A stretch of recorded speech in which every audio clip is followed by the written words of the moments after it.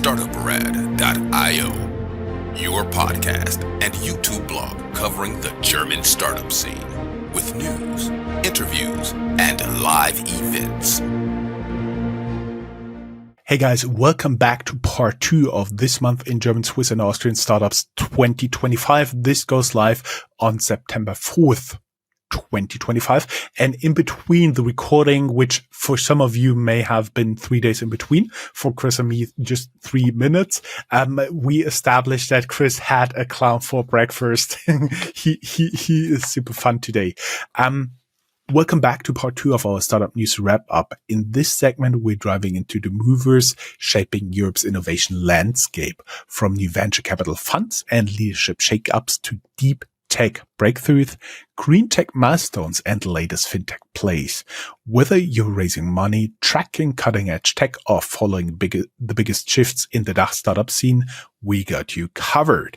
And talking about this, there is the general news section here where we have tech news, companies news, and so on.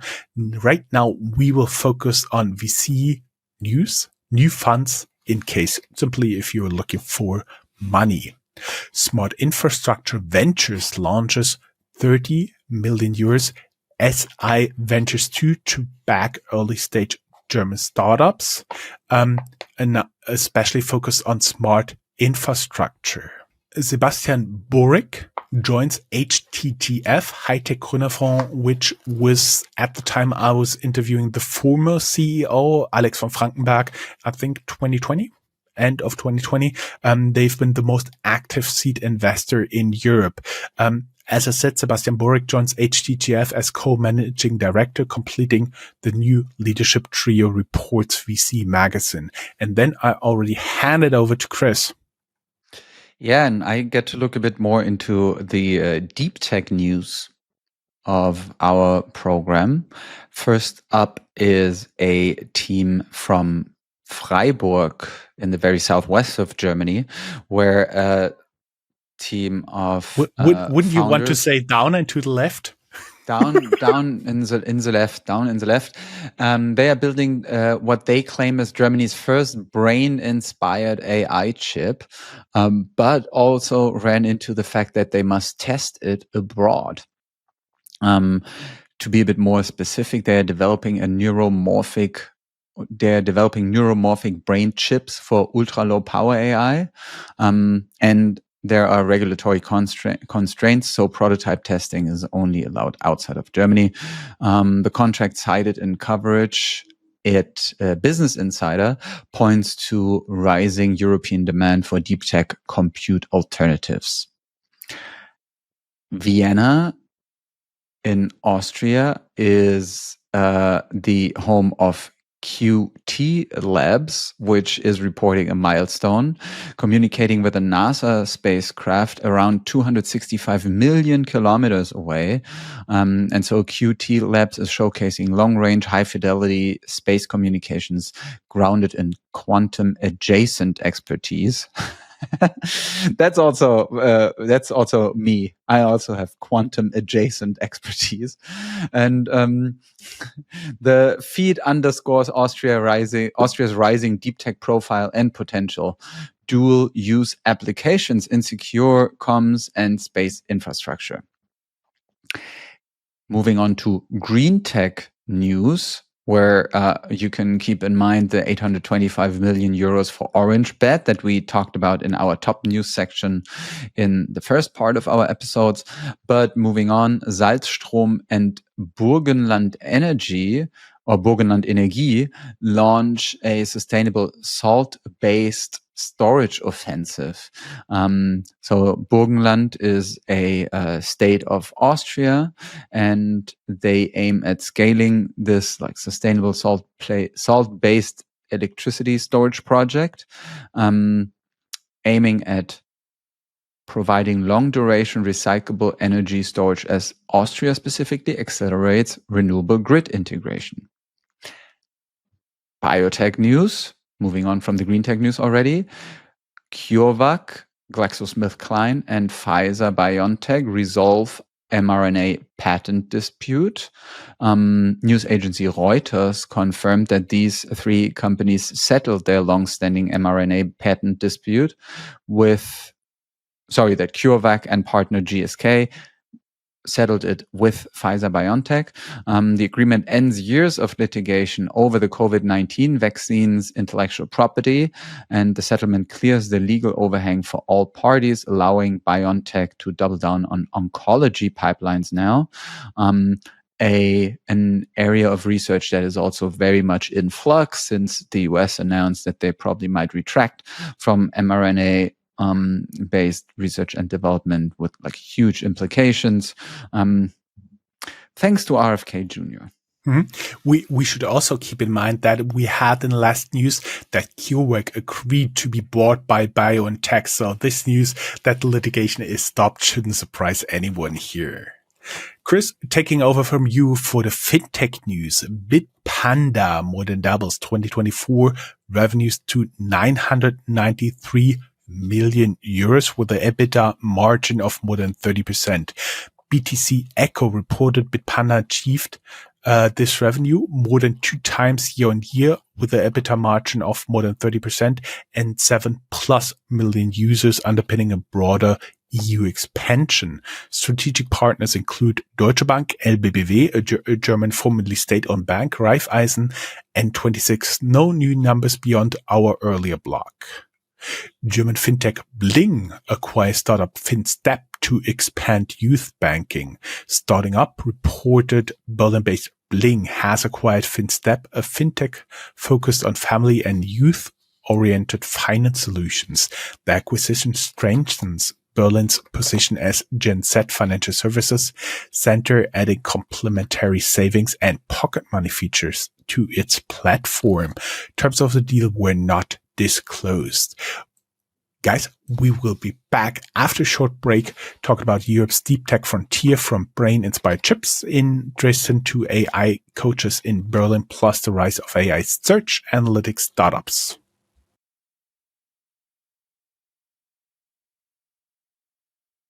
And back from the break, we are looking at deep tech and AI news some more. Munich-based defense drone maker Quantum Systems could triple its valuation to around 1.5 billion euros, powered by NATO and Ukraine contracts and Europe's defense rearmament cycle. The company's AI-enabled reconnaissance platforms and expanding order book underline dual-use momentum across the DACH defense stack. In the reporting in Handelsblatt, there was no new funding amount disclosed, but at least we know that the company is really doing well. A Dresden-based startup won a major order for its Neuromorphic chips designed after the human brain. The chips promise ultra-low energy AI processing targeting both automotive and industrial automation. The contract demonstrates European potential in deep tech hardware. And this obviously brings high hopes for the startup Spin Cloud in Dresden in Eastern Germany. Coach Hub's AI coach designed to extend access beyond human coaching pools. It's a Berlin scale-up and trying to position Amy for multilingual company-wide deployment with enterprise integrations. Following a 2023 revenue of 56 million euros, the product pushed targets margin improvement and broader attach across HR suites. And Chris, do you know what this news says? Coaches, AI is coming for your job. Yeah, well, we will see about that. Can it pull off a shirt like this though? I don't think so. Peak AI launches. It's a Berlin-based company founded by Marius Meiners, Tobias Sivonia, and Daniel Drabo, a software as a service company monitoring brand mentions, citations, and growth across AI search tools such as ChatGPT and Perplexity, giving SEOs and marketers a new analytics layer as SGE AI answers disrupt classic rankings. So Peak AI, PEEC, could be some worthwhile alternative for you if you want to know more about coverage and citations. Moving on to the general news. taking over from Chris here again to the general news.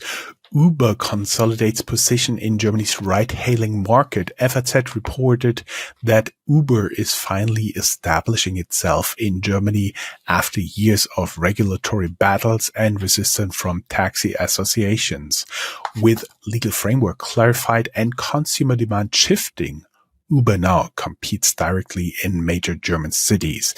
Analysts see this as a turning point for mobility startups in the DACH region, with implication for local players like FreeNow and Bolt. And one should keep in mind that FreeNow has just been bought. We had this in one of our last news by Uber competitor Lyft. VCs pour fresh millions into German startups across AI, SaaS, and climate tech. Deutsche Startups highlights new VC investments into German startups with multi-million euro deals across AI, SaaS, fintech, and climate tech verticals. The report points to continued early and growth stage capital inflows despite macroeconomic headwinds. This reflects resilience in the German venture market and investor focus on deep tech and green tech transition sectors. Auto One Group, we've been talking about them quite frequently, post double-digit growth across all core metrics in the first half of 2025. IT Times reported Berlin-based Auto One Group achieved strong growth across revenue, gross profit, and unit sales in the first half of 2025 as Europe's leading digital used car trading platform.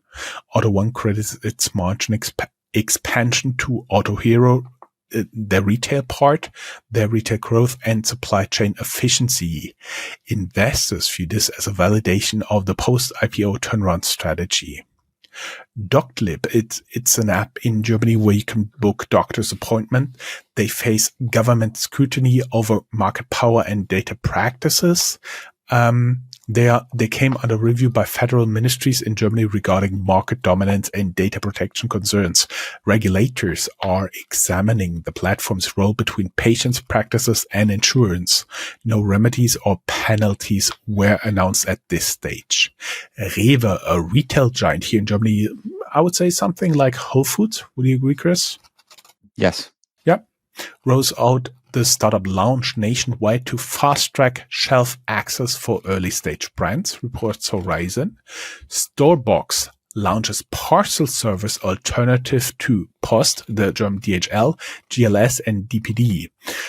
Brutkasten reported that Austrian logistics startup Storebox is entering the parcel service market, positioning itself as an alternative to incumbents. We do a little bit schöpferische Zerstörung. Good old Schumpeter. Leonie says insolvency avoided, restructuring chosen as only path. Handelsblatt reported automotive supplier Leonie confirmed that insolvency would have been the only alternative to its restructuring deals, which secured creditor support and prevented liquidation. They plan to provide runway for the shift to EV wiring and e-mobility. Duolingo shares plunged 12%. They're not insolvent, just bad news. After growth slowdown spooks Wall Street. Yahoo Finance reported Duolingo fell more than 12% intraday after Q2 results showed slower than expected user and booking growth. My World, ex-Linus, they file for bankruptcy amid collapse of cashback empire. Trending Topics reported My Word, previously known as Linus, has gone insolvent. The Graz, Austria-based company once ran a sprawling cashback MLM empire, repeatedly facing legal actions across Europe.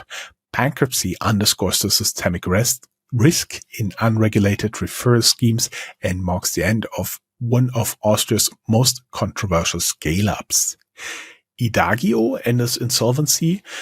Around 35 million euros were invested since 2025 as Landzone took majority. Deutsche Startup confirmed the insolvency proceedings for Idagio. Sven Kirchner appointed trustee. Founders Till Jankowski and Christoph Lange no longer active. Investors include Tengelmann Ventures, BTOV Partners, Macquarie, later Landzone Partners. Pre-Wave reduces workforce by 8% amid growth strategy shift.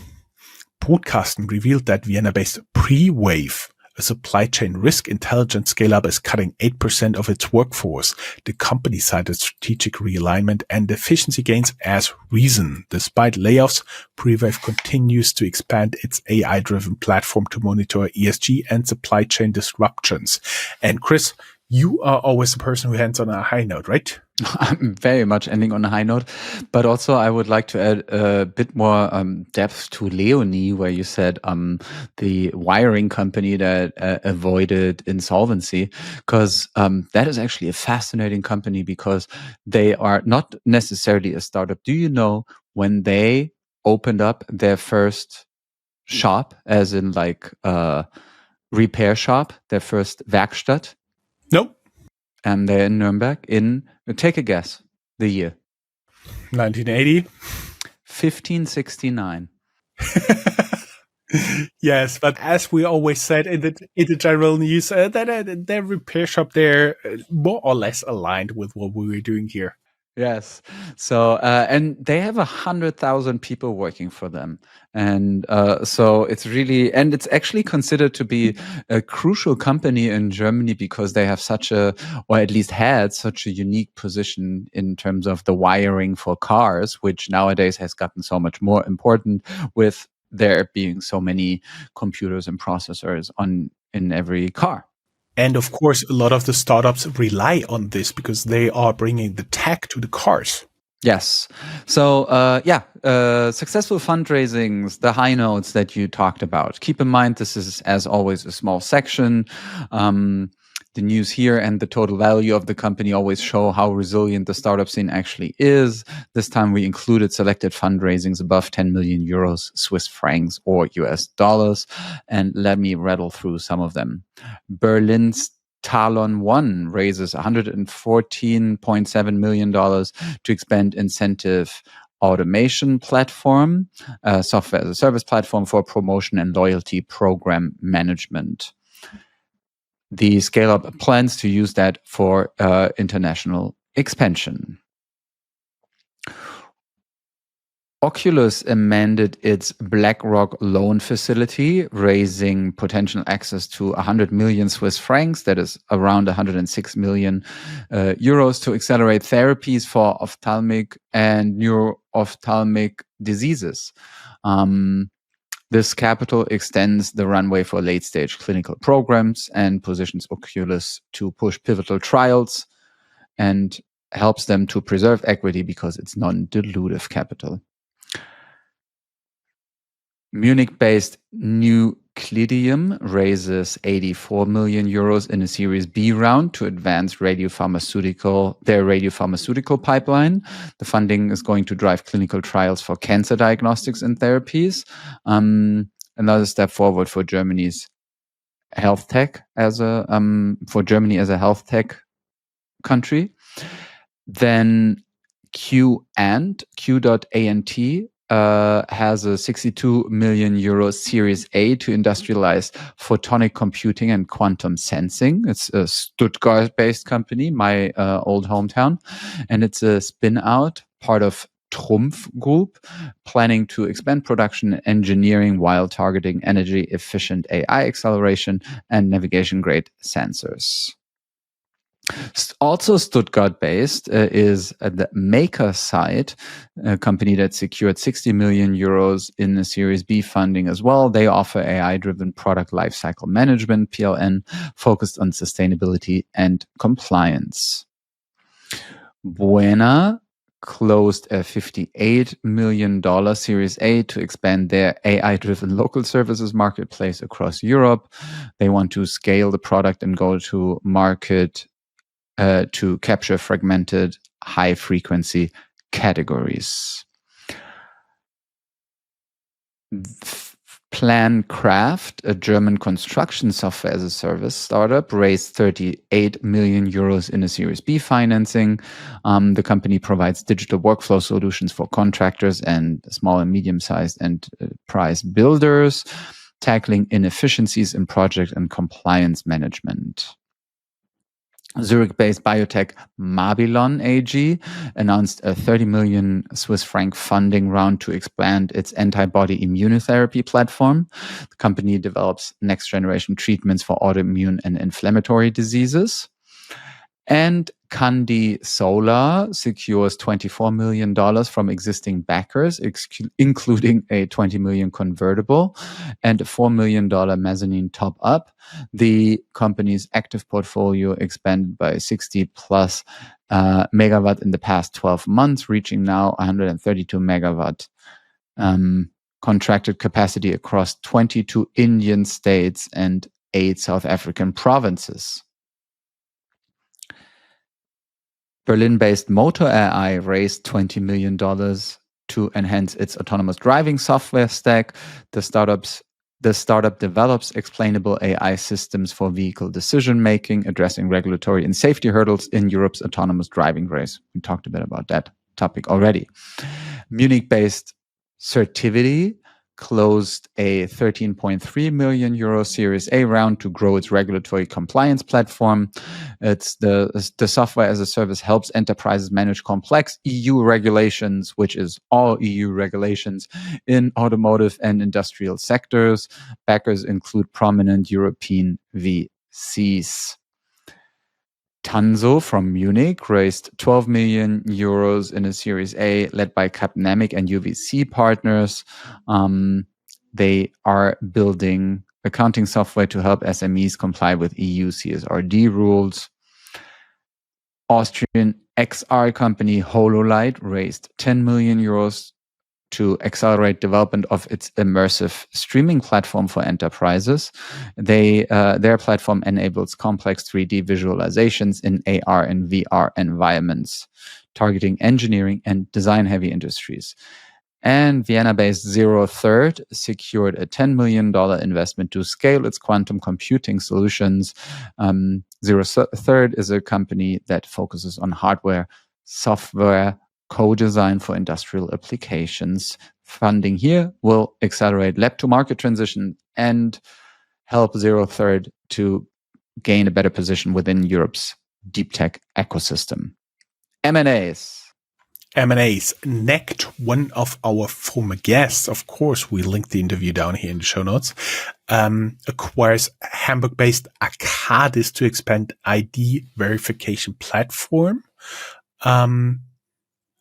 Another local startup to extend its authentication and onboarding capabilities. At the time we interviewed them, they have been already the most they have been the most downloaded self-identification app in Germany. That was back in 2021. Rumble explores interest in northern data amid AI compute expansion strategy. FAZ, Frankfurter Allgemeine Zeitung, reported Rumble is interested in Frankfurt-based Northern Data, a European AI HPC compute operator.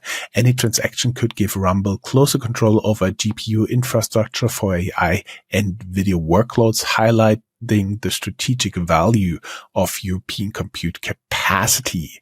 Discussions remain exploratory. No deal terms have been disclosed.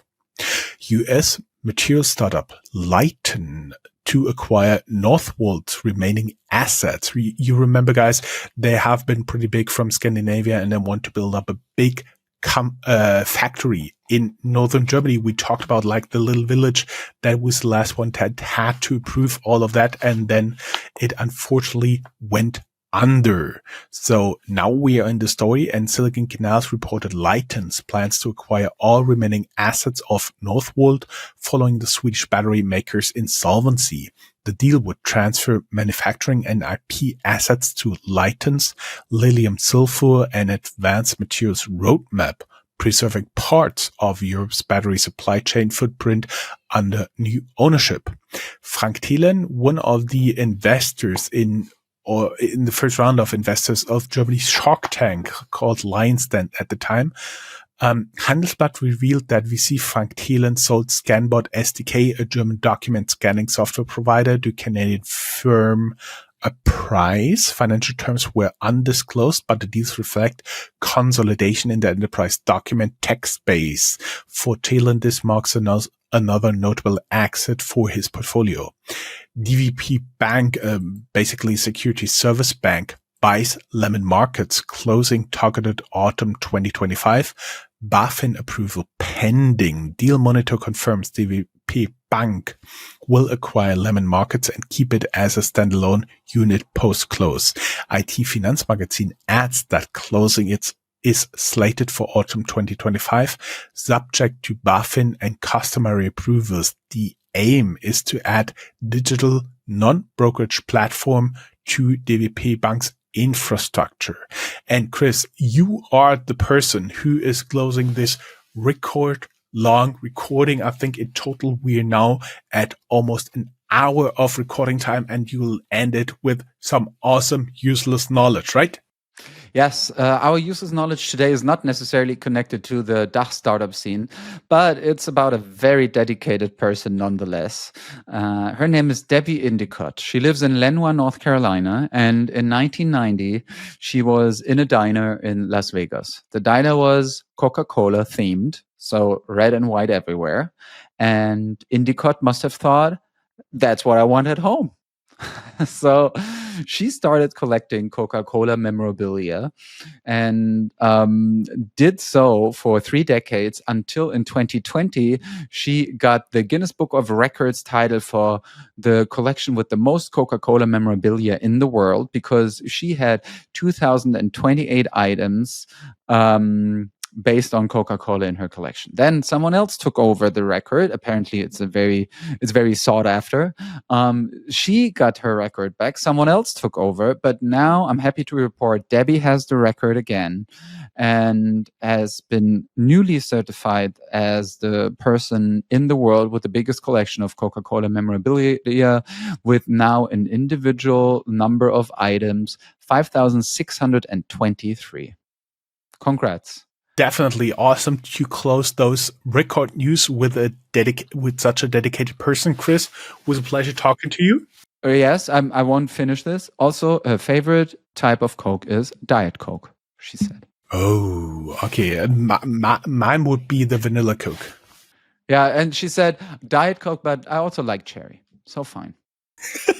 What's your favorite Coke? Diet. I don't fully care. Yeah, I sometimes go for Coke Light, whatever. I don't think Coke Light, Coke Zero. Is there a difference? Who knows? I think Coke Light is more targeted towards women and Coke Zero more towards men.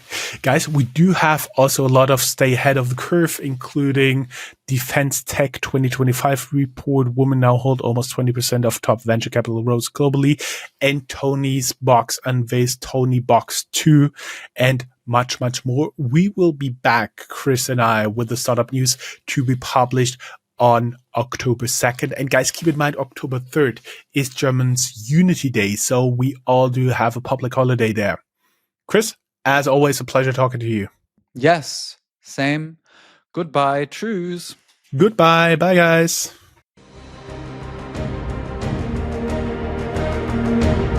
That's all, folks. Find more news, streams, events, and interviews at www.startuprad.io. Remember, sharing is caring.